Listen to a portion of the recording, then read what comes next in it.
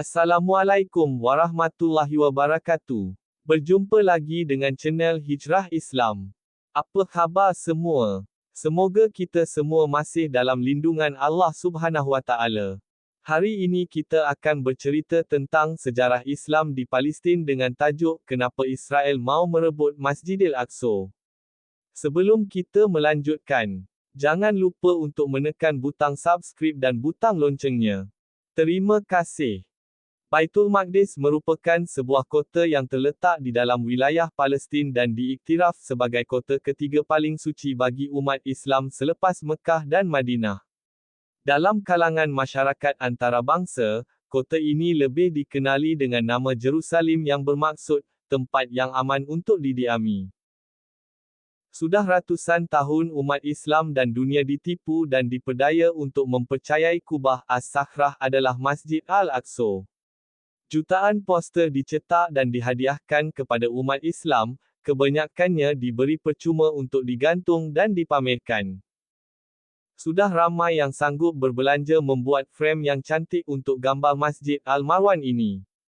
Simbol kubah berwarna emas terpahat di dalam fikiran umat Islam khususnya, dan dunia, amnya sebagai menggambarkan Al-Aqsa.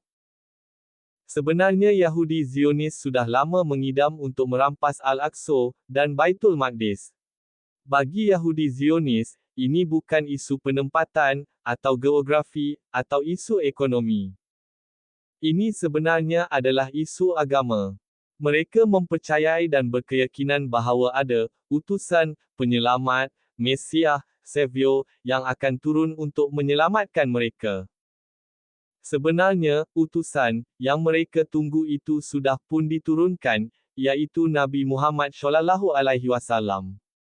Walaupun para ulama, ahli kitab dan ilmuwan mereka mengakui Rasulullah SAW menepati semua ciri kerasulan dan kenabian yang disebut di dalam kitab mereka. Namun hanya kerana Nabi Muhammad SAW bukan dari kalangan Yahudi, mereka menolak Rasulullah. Jadi siapakah Mesiah yang ditunggu oleh Yahudi Zionis ini? Apa kena-mengena dengan Al-Aqsa, termasuk Baitul Maqdis? Yahudi Zionis mempercayai bahawa di bawah tapak asal Masjidil Aqsa wujud Haikal Sulaiman, atau Solomon Temple, Kuil Sulaiman, atau Istana Nabi Sulaiman. Nabi Sulaiman, dan ayahnya Nabi Daud, adalah Nabi yang menjadi pemerintah dan membentuk sebuah kerajaan.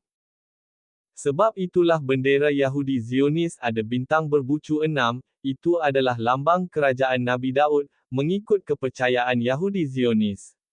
Mereka percaya bahawa kerajaan rejim pemerintah, Mesiah, yang ditunggu mereka ini akan memerintah daripada Haikal Sulaiman, ini bila dia diturunkan nanti. Dan mereka percaya, Mesiah, ini akan memimpin mereka menguasai dan memerintah dunia. Sebab itu slogan mereka sekarang ialah, Israel 4 All, New Order, One World, dan lain-lain.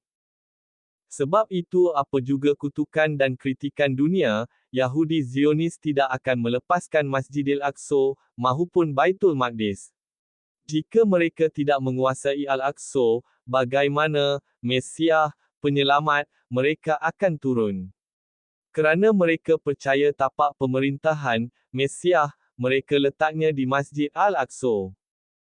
Sebab itulah mereka perlu perdayakan umat Islam, dan dunia, bahawa Masjid Al-Marwan di mana terletaknya, Kubah As-Sakhrah, adalah Masjid Al-Aqsa. Gambar kubah emas sering ditonjolkan sinonim dengan Baitul Maqdis. Maka umat Islam, dan dunia sering menumpu kepada Kubah As-Sakhrah. Malah rejim Yahudi Zionis begitu menjaga dan memastikan agar Kubah As-Sakhrah sentiasa cantik dan terpelihara. Kerana apa? Supaya umat Islam dan dunia tidak memberi tumpuan kepada Masjid Al-Aqsa yang sebenarnya. Dengan cara licik itu, rejim Yahudi Zionis ini menjalankan kegiatan merobohkan Masjid Al-Aqsa yang asli, sedikit demi sedikit. Ini semua sebagai persediaan mereka menerima kedatangan Mesiah, penyelamat mereka. Tapak pemerintahan, Haikal Sulaiman, mesti disiapkan. Umat Islam wajib sedar bahawa perjuangan membebaskan Masjid Al-Aqsa adalah satu kewajipan tiap individu umat Islam. Rejim Yahudi Zionis akan tetap bersikap rakus dan biadab merampas Masjidil Aqsa.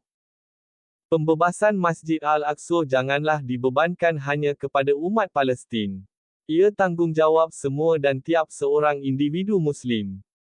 27 Rejab adalah hari di mana Rasulullah SAW melalui peristiwa Isra wal Mi'raj, di mana Rasulullah SAW diperjalankan dari Masjidil Haram ke Masjidil Aqsa, yang tercatat di dalam Al-Quran Surah Al-Isra 1. Tarikh yang sama juga mencatat peristiwa bersejarah pembebasan Al-Aqsa oleh Sultan Salahuddin. Rasional daripada peristiwa ini ialah perjuangan Islam memerlukan keyakinan 100% kepada Allah Subhanahu Wa Taala, sebagaimana yakinnya Rasulullah SAW kepada Allah Subhanahu Wa Taala. Doa adalah senjata orang mukmin. Setiap umat Islam marilah berdoa agar Allah Subhanahu Wa Taala menurunkan azab dan bencana kepada mereka yang zalim dan ingkar ini. Amin. Begitulah serba sedikit mengapa Israel mau merebut Masjidil Aqsa dari Palestin. Baiklah sahabat hijrah Islam. Semoga ini menjadi pelarasan untuk kita semua. Jumpa lagi di kisah para nabi berikutnya. Assalamualaikum warahmatullahi wabarakatuh.